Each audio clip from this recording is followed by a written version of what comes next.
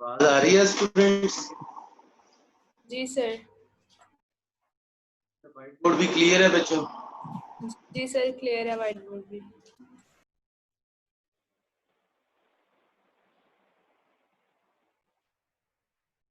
अस्सलामुअलैकुम। अच्छा बेटा, एक तो पहले तो आपको ये अनाउंसमेंट बाद में भूलना जाऊं कि कल से आपको छुट्टियां हैं और अब आपने मेरे ख्याल से 4 अगस्त तक छुट्टियां हैं। वेडनेसडे दोबारा से आपकी क्लासेस और जो आपका टेस्ट सिस्टम है वो स्टार्ट हो जाए। आज कहने के ईद से पहले आपकी लास्ट क्लास है बेटा। अब आपकी जो क्लास होगी और जो टेस्ट होगा वो वेडनेसडे को होगा और शेड्यूल में भी कुछ इसी तरह का ही है। एक तो ये बात है। अब आ जाते हैं काम की तरफ। लास्ट टाइम हमने आपके पास से फोर्थ वन यूनिट कंप्लीट किया था अल्काइल हैलाइड के रिलेटिव, सॉरी उसके बाद हमने अल्कोहल एंड फिनोल को कंप्लीट किया था। आज हमारे पास बेटा यूनिट है एल्डिहाइड एंड कीटोन्स। अच्छा, इसमें मैं एक बात आपको बताता चलूं। इसमें आपने जो आपकी टेक्स्ट बुक का चैप्टर नंबर 12 है वो कंप्लीट करना है, उसमें कुछ छोड़ना नहीं, क्योंकि बेटा उसने 3 से 4 पॉइंट्स लिखे हुए हैं। एल्डिहाइड एंड कीटोन्स का इंट्रोडक्शन आपने बताना है, इनकी प्रिपरेशन और इनके रिएक्शंस, तो इसमें सारा चैप्टर आ जाता है और लास्ट में इनकी आइडेंटिफिकेशन होगी। तो इसलिए ये chapter number 12 from text book complete आपने करना है वर्ड बाय वर्ड। ये चीज ध्यान में रखिए। आज हम थोड़ा सा काम करेंगे, ज्यादा काम नहीं करेंगे, सिर्फ एक इंट्रोडक्शन और उसके एक्टिविटी तक हमने जाना है प्रिपरेशंस को करते हुए। सबसे पहले तो बेटा नेम है एल्डिहाइड एंड कीटोन्स। अब ये जो दोनों फैमिलीज हैं ये ड्राइव्ड हैं from carbonyl group. Carbonyl group जिसमें कार्बन और ऑक्सीजन में डबल बॉन्ड होता है और बाकी कार्बन की दोनों पोजीशंस ओपन है। इस कार्बोनाइल ग्रुप में ये जो कार्बन होता है बेटा इसमें sp2 हाइब्रिडाइजेशन है। याद करने वाली बात कि कार्बोनाइल कार्बन के पास sp2 हाइब्रिडाइजेशन है और कार्बन और ऑक्सीजन में इलेक्ट्रोनेगेटिविटी डिफरेंस की वजह से ऑक्सीजन की क्योंकि इलेक्ट्रोनेगेटिविटी ज्यादा होती है तो वो इस पाई इलेक्ट्रॉन को ज्यादा पुल करता है, इसकी बेस पर कार्बन पे पॉजिटिव चार्ज आ जाता है। तो हम कहते हैं ये जो कार्बोनाइल कार्बन का कार्बन है दैट इज इलेक्ट्रोफिलिक कार्बन, इस पे पॉजिटिव चार्ज है तो ये इलेक्ट्रोफिलिक इन नेचर हो जाता है।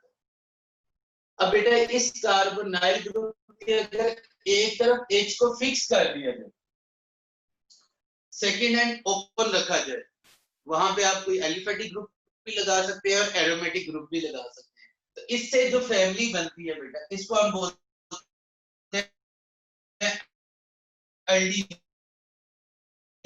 तो जो फैमिली बनेगी वो है एल्डिहाइड्स। और अगर कार्बोनाइन के दोनों तरफ अल्काइल और एरोमेटिक ग्रुप्स लगा दिए हैं तो जो फैमिली बनेगी वो क्या बनेगी बेटा, आपके पास कीटोन ग्रुप। यहाँ पे एक तरफ H फिक्स होना ये कंपलसरी है। इससे हम ये भी कह सकते हैं कि कार्बोनाइल ग्रुप हमेशा एक एंड पे आए, क्योंकि एक तरफ H फिक्स है तो ये हमेशा कार्बोनाइल ग्रुप से स्टार्ट होगा। लेकिन इसके दोनों तरफ कार्बन फैमिलीज वो एलिफेटिक भी हो सकती है और एरोमेटिक भी हो सकती है। इसमें मैंने एग्जांपल लिख दी है जो मोस्ट कॉमनली आएंगी। एल्डिहाइड में बेटा फॉर्मल्डिहाइड पढ़ोगे और acetaldehyde. Formaldehyde Fe double bond OH, इसको ऐसे भी लिखते हो HCHO, HCHO करके भी लिखते हो फॉर्मल्डिहाइड। और दूसरा एसिटाल्डिहाइड CH3CHO, या कार्बोनाइल की एक तरफ H और एक तरफ CH3। फॉर्मल्डिहाइड और एसिटाल्डिहाइड बेटा ये कॉमन नेम मैंने फिलहाल लिखी, जो कि इनके रिलेटिव जो एसिड्स होंगे वहां से ड्राइव होंगे। फॉर्मिक एसिड से फॉर्मल्डिहाइड, एसिटिक एसिड से एसिटाल्डिहाइड। और इसी तरह से बेटा इसका पहला मेंबर जिसमें दोनों तरफ मिथाइल ग्रुप है एसीटोन। एसीटोन ये आपकी बात। फिर दोनों का जनरल फार्मूला सेम है और जब दो कंपाउंड्स का आपके पास जनरल फार्मूला सेम हो दो फैमिलीज का तो बेटा इनमें फंक्शनल ग्रुप आइसोमरिज्म होती है। जैसे इसमें हमने एग्जांपल पढ़ी थी ग्लूकोज और फ्रुक्टोज। ग्लूकोज में एल्डो ग्रुप, फ्रुक्टोज में कीटो ग्रुप। तो बेटा anyway aldehyde CnH2nO, ketone CnH2nO, different क्या चीज है बेटा, यहाँ पे n 1 से स्टार्ट होगा, नॉन जीरो कोई भी पॉजिटिव इंटीजर हो सकता है, 1 2 3 4, यानी मिनिमम 1 कार्बन रिक्वायर्ड है, जैसे फॉर्मल्डिहाइड। एसीटोन, कीटोन में जो फर्स्ट मेंबर है वो 3 कार्बन से स्टार्ट हो, तो n की वैल्यू भी बेटा 3 से स्टार्ट होगी, 3 4 5 6 7 8 9, इस तरह से कंटिन्यूटी आएगी। तो जनरल फार्मूला सेम है, लेकिन यहाँ पे n की वैल्यू 1 से स्टार्ट होगी और यहाँ पे n की वैल्यू 3 से स्टार्ट होगी। फिर इंट्रोडक्शन में लिखा हुआ बेटा ये जो एसिटाल्डिहाइड है मोस्टली प्रेजेंट कहाँ पे होते हैं, नेचुरली वो शुगर में होते हैं और डिफरेंट टाइप के ऑयल्स में, इसको एज अ फ्लेवर और फ्रेग्रेंसेस जो है वो यूज किया जाता है। तो ये इसका नेचुरली कहाँ पे अकर कर रहे हैं, शुगर्स में और ऑयल में। इसके अलावा बेटा ये नेचुरली कहाँ पे प्रेजेंट होगी, ये कैम्फोर, ये भी एक फ्रेग्रेंट के लिए बेटा यूज होते हैं, मेंथॉन C10A16O, ये नेट से मैंने देख के लिखा है, या फार्मूले लिखने की जरूरत नहीं है आपको, C10H18O। तो बेटा ये आपके पास कैम्फोर एंड मेंथॉन, ये आपके पास कीटो फैमिली की एग्जांपल दी है उसने, और शुगर एंड ऑयल्स ये एल्डो फैमिली से बिलोंग करते। तो ये इंट्रोडक्शन में उसने बेटा पॉइंट्स आपको एक्सप्लेन की। उसके बाद आ जाए इसकी नोमेनक्लेचर में। नोमेनक्लेचर में मैंने सिंपल इसको सॉल्व करने की कोशिश किया कि एक कॉमन नेम और दूसरा IUP, फॉर्मल्डी SC_OH, formaldehyde common name. आपकी वीडियो स्टॉप है।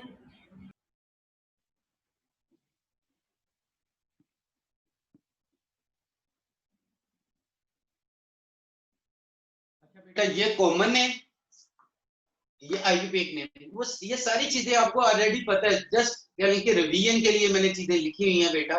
फॉर्मल्डिहाइड, मेथानल, एल्डिहाइड फैमिली में बेटा हम क्या लगाते हैं IUPAC के लिए, Al ग्रुप ऐड कर रहे थे, अल्कोहल में ओल करते थे और एल्डिहाइड में अल, मेथानल। एसिटाल्डिहाइड एथानल, अगर प्रोपानल्डिहाइड प्रोपानल, ब्यूटानल्डिहाइड ब्यूटानल। IUPAC में बेटा हम Al का इजाफा कर रहे हो। और जब हम कीटोन फैमिली लिखते हैं बेटा, ये मैंने आपके पास कंपाउंड लिखा है, कॉमन नेम इसका एसीटोन या di methyl ketone, di methyl ketone, ये कॉमन नेम है।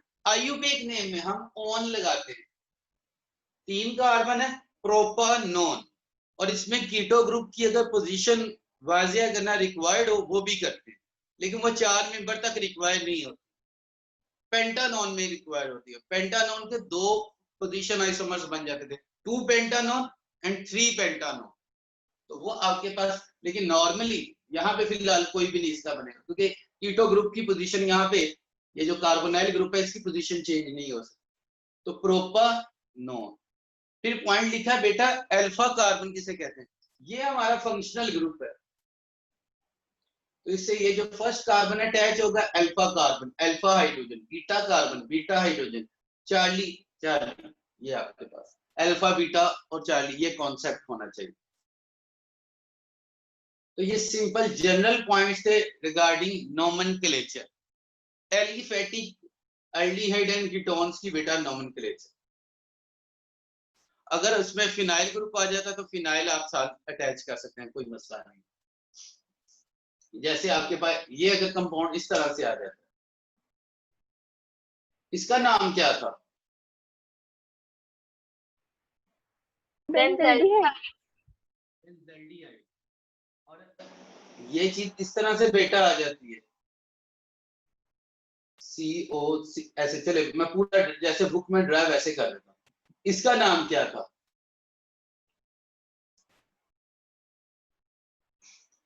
ये बेंजल्डिहाइड, ठीक है जी आपने सही बताया।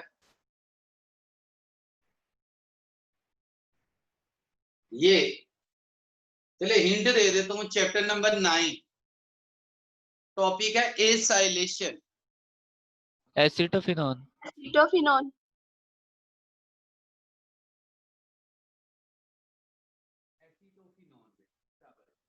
तो ये आपके पास जनरल पॉइंट्स थे रिगार्डिंग नोमेनक्लेचर। अच्छा बेटा, उसके बाद इसकी प्रिपरेशंस डिस्कस की है। मैंने तो जो मेरे ज़हन में आई है वो लिखी है, आपने और भी अगर आपने जो पढ़ी है वो भी देख लेंगे। एक तो बेटा सबसे पहले ऑक्सीडेशन ऑफ मेथानॉल। मेथानॉल का क्या फार्मूला होता है? CH3OH। ये अल्कोहल है। और आपको लास्ट टाइम एक नोट भी लिखवाया था कि प्राइमरी अल्कोहल्स की ऑक्सीडेशन से एल्डिहाइड बनता है। तो बेटा एक कार्बन वाला अल्कोहल ले लिया, इसकी ऑक्सीडेशन से एक कार्बन वाला एल्डिहाइड बनेगा। मेथानॉल ऑक्सीडेशन की दो तरह से बेटा बुक में लिखा है।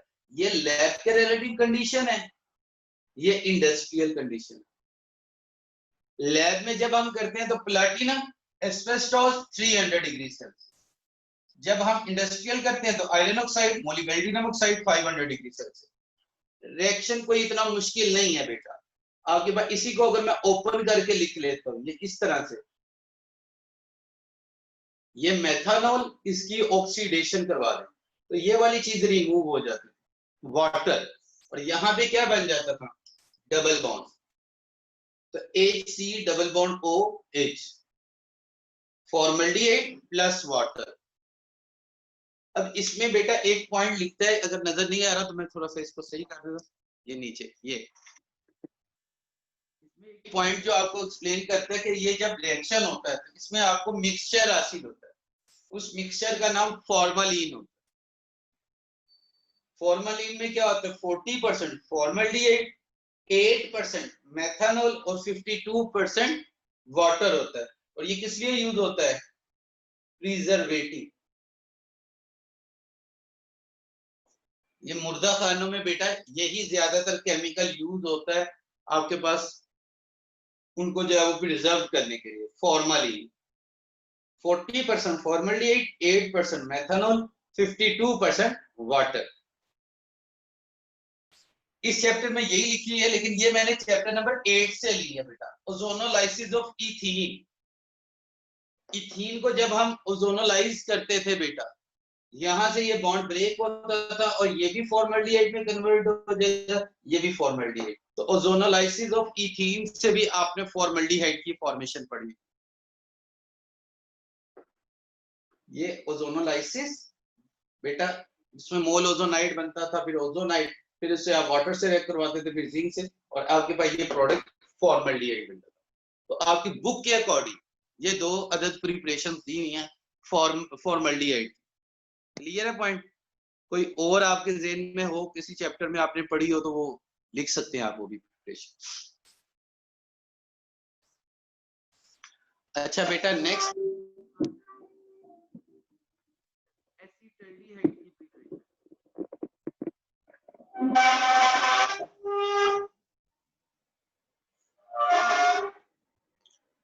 एसिटाल्डिहाइड की बेटा उसमें मैंने लिखा है ऑक्सीडेशन ऑफ एथानॉल। बेटा एक कार्बन वाला लिया था प्राइमरी अल्कोहल मेथानॉल, तो उससे मेरे पास फॉर्मल्डिहाइड बन गया था। तो दो कार्बन वाला लूंगा एथानॉल, उससे तो बेटा दो कार्बन वाला एल्डिहाइड बन जाएगा। कैसे? ये देख लें, चाहे CH3CHOH और यहाँ पे ऑक्सीडाइज करवा, ये वाली चीज वाटर में कन्वर्ट हो जाएगी, यहाँ पे डबल बॉन्ड बन जाएगा। लेकिन ऑक्सीडेशन जब भी करवाते हैं तो उसमें एक नोट लिखा जाता है कि जैसे ही एसिटाल्डिहाइड बनता है रिएक्शन के दौरान, इसको फौरन से रिएक्शन मिक्सचर में से थ्रू डिस्टिलेशन सेपरेट आउट करते जाते हैं।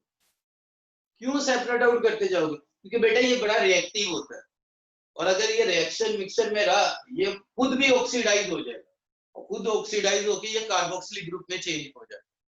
तो इसलिए अगर आपने एसिटाल्डिहाइड को बनाना है तो आप क्या करें, जैसे जैसे आप एथेनॉल की ऑक्सीडेशन करते जाते हैं, आपके पास थ्रू डिस्टिलेशन एसिटाल्डिहाइड को भी सेपरेट आउट करते हैं मिक्सचर में।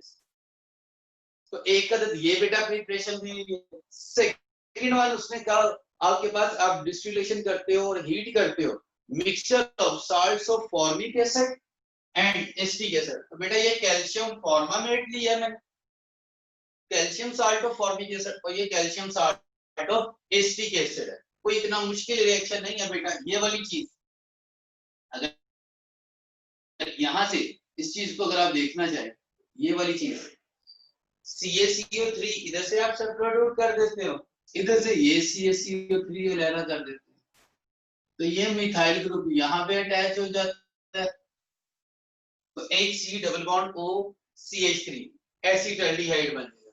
ये H ग्रुप यहाँ पे आके अटैच हो जाएगा, तो ये भी CH3 C double bond OH, दो कैल्शियम कार्बोनेट और इनमें रिजल्टेंट क्या बन गया जी, एसिटाल्डिहाइड। तो दो साल्ट्स को आपने गर्म करना है, salt of formic acid and salt of acetic acid. तो इससे हमारे पास बेटा आपके पास एसिटाल्डिहाइड और कैल्शियम कार्बोनेट की फॉर्मेशन होगी। फिर आपके पास नेक्स्ट ऑक्सीडेज, ये इंडस्ट्रियल है, इंडस्ट्रियल प्रिपरेशन में वो कहता है इथीन को ऑक्सीडाइज करवा in the presence of platinum chloride, calcium chloride and water.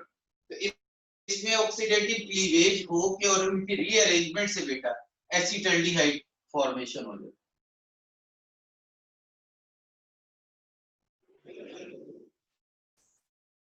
तो इंडस्ट्रियल में बेटा ये कंडीशंस आपने याद रखनी है, platinum chloride, calcium chloride, sorry not calcium, cupric chloride, calcium chloride नहीं, आई थिंक क्यूप्रिक क्लोराइड है, CuCl2 है, CaCl2 नहीं है बेटा, वाटर, तो इससे एसिटाल्डिहाइड की फॉर्मेशन। ये तीन प्रिपरेशन बेटा आपके चैप्टर नंबर 12 में लिखी, ये वाली प्रिपरेशन चैप्टर 8 से ली है, हाइड्रोलाइसिस ऑफ एसिटाइलिन, जिसमें हम क्या करते थे, एसिटाइलिन जिसे हम इथाइन भी कहते हैं। जी आपकी वीडियो पॉज है।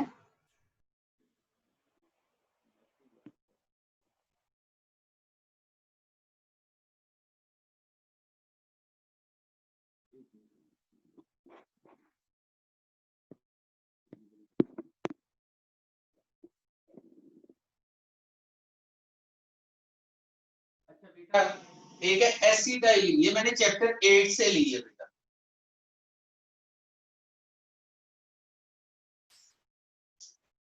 एसिटाइलिन को हाइड्रोलाइज करवाया किसकी प्रेजेंस में, H2SO4 और AgSO4। इससे हमारे पास क्या बना था, ये बेटा इसका नाम क्या था, ये था विनाइल अल्कोहल, विनाइल अल्कोहल, एक के साथ H और एक के साथ OH अटैच हो जाता।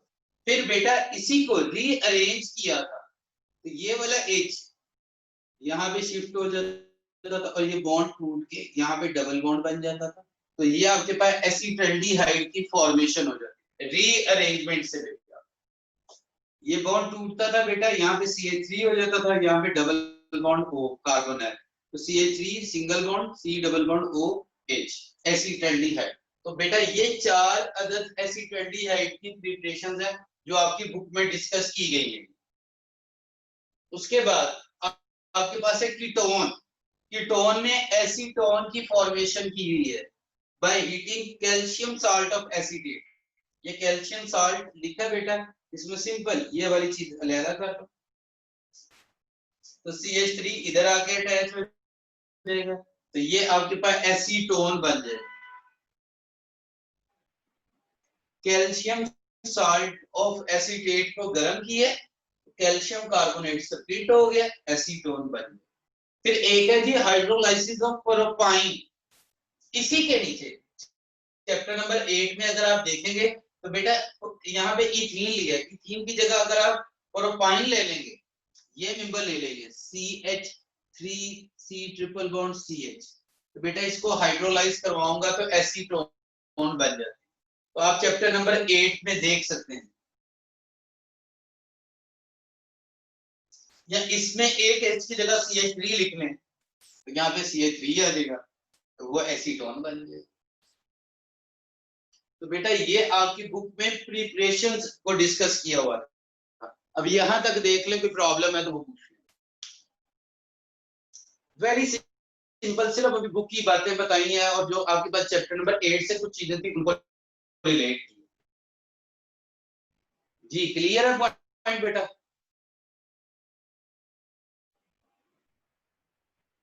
पूछ ले शाबाश, कोई प्रॉब्लम है तो वो पूछें, फिर हम आगे बढ़ते हैं।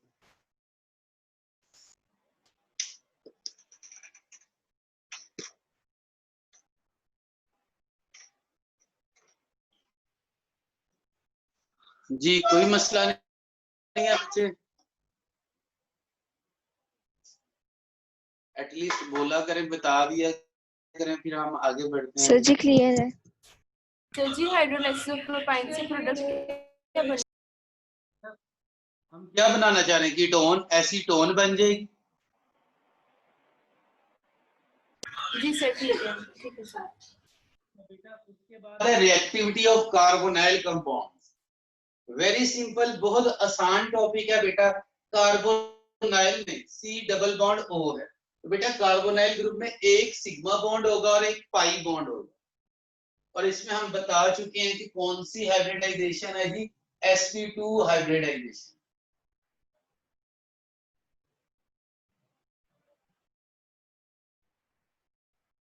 बेटा इस पाई बॉन्ड की वजह से जहां पे पाई बॉन्ड अवेलेबल होता है ये कौन से रिएक्शन शो करेंगे जी? एडिशन रिएक्शन शो करेंगे। अच्छा अगर एक इसमें मैं सबसे पहले अगर आपसे एक सिंपल सा क्वेश्चन पूछना चाहूं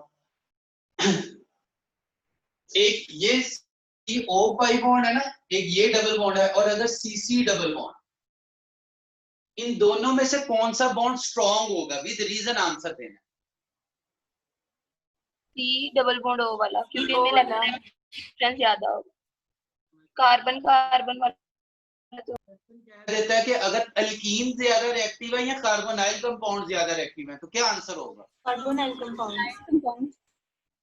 ये बच्चों अभी कह रहे वो स्ट्रॉन्ग है, तो तोड़ना मुश्किल होगा, तो अल्कीन ज्यादा रिएक्टिव होंगे। इतनी बात आपने सही कह दी सर, ये वाला बॉन्ड स्ट्रॉन्ग है ये वीक है, तो बेटा इसको तोड़ना आसान होगा, ये ज्यादा रिएक्टिव होगा। तो alkenes are more reactive than carbonyl compound. Point clear है?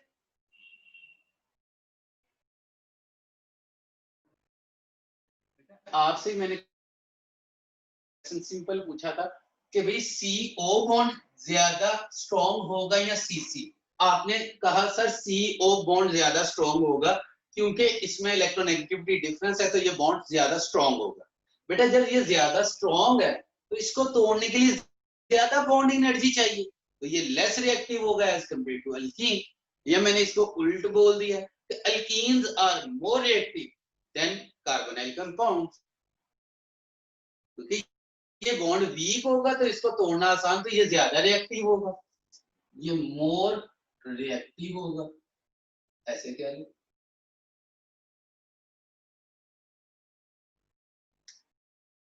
जी कंफ्यूजन है तो पूछ ले शाबाश। बेटा स्ट्रॉन्ग है तो उसको तोड़ना मुश्किल निस्बत है। नोट कर लें कि alkene are more reactive than carbonyl. होता है समथिंग कि सर इसमें भी डबल बॉन्ड है इसमें भी डबल, तो दोनों की रिएक्टिविटी सेम ही होनी चाहिए। बेटा इसमें इलेक्ट्रोनेगेटिविटी डिफरेंस की वजह से ये ज्यादा स्टेबल हो जाता है as compare to this one, as compare to this. अच्छा बेटा इसमें 1 sigma 1 pi bond, pi bond की बेस पे इसमें कौन से रिएक्शन अवेलेबल हो जाएंगे जी? Addition reactions. अब एडिशन बेटा दो तरह से हो सकती है, न्यूक्लियोफिलिक एडिशन और इलेक्ट्रोफिलिक एडिशन। हमने इसको अभी डिस्कस नहीं करना, आपकी बुक में नहीं, आपकी बुक में सिर्फ न्यूक्लियोफिलिक एडिशन को डिस्कस किया होगा। न्यूक्लियोफिलिक एडिशन, बेटा न्यूक्लियोफिलिक एडिशन भी फर्दर 2 टाइप्स की हो सकती है, बेस कैटालाइज्ड, एसिड कैटालाइज्ड। ये चैप्टर का अगला हिस्सा है, आज हमने इसको फिलहाल डिस्कस करना। हमने न्यूक्लियोफाइल को ऐड करना है यूजिंग एसिड कैटालाइज। ये आज इसके रिलेटिव बेटा बातें हुई, एसिड कैटालाइज ये बात। इसमें मैंने एक पॉइंट लिखा है, सॉरी मैं रिवर्स बोल रही हूँ। बेस कैटालाइज को आज हमने स्टडी करना। बेस कैटालाइज के रिलेटेड मैंने यहाँ पे वेरी इंपॉर्टेंट पॉइंट लिखा है। बेस कैटालाइज क्या काम करता है? Increase nucleophilic character of incoming reagent. इस लाइन को समझे, increase nucleophilic character of incoming nucleophile. क्या मतलब?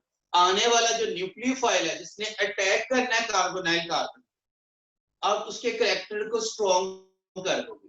कैसे? अगर वो पार्शियली नेगेटिव है उसे फुली नेगेटिव में कन्वर्ट कर दो।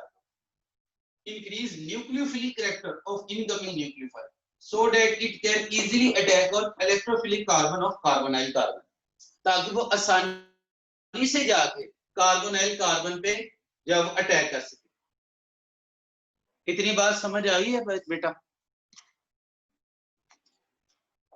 मैं इस वर्डिंग को दोबारा बता देता हूँ बेटा। ये देखिए, बेस कैटालाइज, इसमें मैं बेस को कैटालिस्ट के तौर पे यूज कर रहा हूँ। तो ये मेरा रिएजेंट है, इनकमिंग न्यूक्लियोफाइल। अभी इसमें कौन सा चार्ज है? Partial negative. एचएनयू में इसके ऊपर कौन सा चार्ज है जी? Partial negative. जब वो बेस से रिएक्ट करेगा तो वो कन्वर्ट हो जाता है फुली नेगेटिव। तो पार्शियल नेगेटिव से फुली नेगेटिव में, इसका मतलब अब वो क्या बन चुका है? Strong nucleophile. जब वो पार्शियल फॉर्म में था तो वो वीक न्यूक्लियोफाइल था। Base catalyse increase nucleophilic character, तो वो पार्शियल नेगेटिव को फुली नेगेटिव में कन्वर्ट कर। अब बेटा जब ये फुली नेगेटिव हो गया, अब ये स्ट्रॉन्ग न्यूक्लियोफाइल है, तो ये इजीली अटैक कर सकते हैं electrophilic carbon of carbonyl carbon. यहाँ ऑफ कार्बोनाइल ग्रुप क्या है? ये जो कार्बोनाइल ग्रुप बेटा, इस पे नेगेटिव चार्ज फुली हो चुका है, तो ये इजीली इसका। अब ये कार्बन इस न्यूक्लियोफाइल से बॉन्ड बनाना चाहती है, लेकिन इसके 4 बॉन्ड ऑलरेडी है, तो उसे ये वाला वीक पाई बॉन्ड तोड़ना पड़ेगा। तो वो अपना इलेक्ट्रॉन ऑक्सीजन को दे देती है ताकि इस पे पॉजिटिव चार्ज हो और ये बॉन्ड बने। अब O पे नेगेटिव चार्ज, तो ये दोबारा से ये वाला HOH अटैक करेगा, H हो जाता है और बेस आपका दोबारा से सेपरेट आउट हो जाता है। तो ये आपके पास बेस, हमने क्या किया बेटा? बेस कैटालाइज, जिसमें हमने बेस के थ्रू न्यूक्लियोफिलिक कैरेक्टर को इंप्रूव करवाया, स्ट्रॉन्ग किया, तो उसका अटैक आसान हो। वैसे न्यूक्लियोफिलिक एडिशन वेरी सिंपल है। इसमें O के साथ रिएजेंट का पॉजिटिव हिस्सा जो कि मोस्टली हाइड्रोजन होगी हो जाएगा, और C के साथ नेगेटिव पार्ट जो न्यूक्लियोफिलिक कैरेक्टर होगा वो चला जाएगा। यानी कि न्यूक्लियोफिलिक एडिशन बेटा सिंपल होगी, HNU।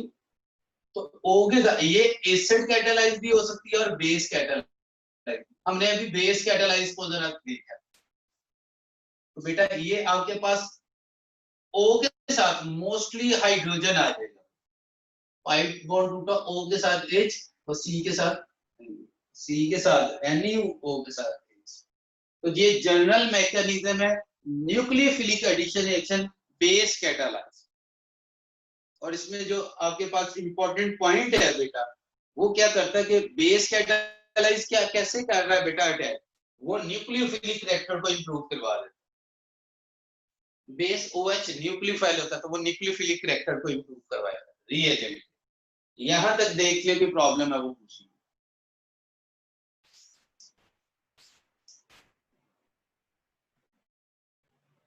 समझ आ रहा है पॉइंट यहां तक? जी सर। बस आज के लिए इतना ही। आज के टॉपिक में आपको मैं बातें बता देता हूँ क्या क्या बेटा। एक तो एल्डिहाइड एंड कीटोन्स का जनरल इंट्रोडक्शन आपको पता होना चाहिए, उनका जनरल फार्मूला पता होना चाहिए। उसके बाद हमने नोमेनक्लेचर में इसके आयुपेक और कॉमन नेम्स को कंपेयर किया बेटा। उसके बाद हमने इसकी प्रिपरेशंस को देखा, तो प्रिपरेशन में सबकी प्रिपरेशन, फॉर्मल्डिहाइड के रिलेटिव भी आपको प्रिपरेशन पता होनी चाहिए, oxidation of methanol, ozonolysis of ethene, और फिर हमने एल्डिहाइड के रिलेटिव प्रिपरेशन एसिटाल्डिहाइड में पढ़ी। तो उसमें ऑक्सीडेशन ऑफ एथानॉल है from mixture of salts of formic acid and acetic acid है, ऑक्सीडेशन ऑफ इथाइन है, और hydrolysis of acetylene, oxidation of ethylene है, नॉट इथाइन, सॉरी बेटा, ऑक्सीडेशन ऑफ इथाइलिन जिसे हम इथीन कहते हैं। फिर हमने कीटोन पढ़ा बेटा, कीटोन में इसकी दो प्रिपरेशन थी, एक तो आप simple salt of calcium acetate इसको हीट करते हो उससे एसीटोन बनता है, और दूसरा बेटा मैंने आपको बताया चैप्टर नंबर 8 में से रेफरेंस दिया है, हाइड्रोलिसिस, तो एडिशन ऑफ वाटर के नाम से है, तो बेटा हाइड्रोलिसिस ऑफ प्रोपाइन, उससे भी बेटा एसीटोन की फॉर्मेशन होती है। फिर हमने रिएक्टिविटी को स्टडी किया, रिएक्टिविटी में सबसे पहले तो हमने देखा कार्बोनाइल में sp2 हाइब्रिडाइजेशन है, और इलेक्ट्रोनेगेटिविटी डिफरेंस की बेस पे कार्बन पे पॉजिटिव चार्ज आ जाता है और ऑक्सीजन पे नेगेटिव पार्शियली, और हम कहते हैं ये बॉन्ड ज्यादा स्ट्रॉन्ग होता है as compare to the double bond of alkene, इसलिए मैं कह सकता हूं कि आपके पास ये अल्कीन की निस्बत कम रिएक्टिव होती है, लेकिन होते हैं इनमें क्योंकि पाई बॉन्ड प्रेजेंट है, तो बेटा ये एडिशन रिएक्शन शो करते हैं। दो तरह के एडिशन रिएक्शन हो सकते हैं, न्यूक्लियोफिलिक एडिशन और इलेक्ट्रोफिलिक एडिशन। हमने न्यूक्लियोफिलिक एडिशन रिएक्शंस को शो करना है या पढ़ना है, उसमें बेटा पहले मैंने जनरल रिएक्शन लिखा है, ये दो तरह से हो सकता है, बेस कैटालाइज भी है, एसिड कैटालाइज। आज की जो बात थी वो जस्ट बेस कैटालाइज के रिलेटेड, तो उसमें जो इंपॉर्टेंट पॉइंट हमने पढ़ा कि ये इंक्रीज कर देते हैं nucleophilic character of incoming reagent so that it can easily attack on electrophilic carbon of carbonyl group, और ये नीचे मैंने मैकेनिज्म को शो कर। तो सभी को बेटा एडवांस ईद मुबारक, अल्लाह ताला आप सबके लिए जो है वो खैर क्या जो है वो ये दिन लेके आए। चलें जी, ओके भी, बस आज के लिए इतना ही है, अल्लाह हाफिज।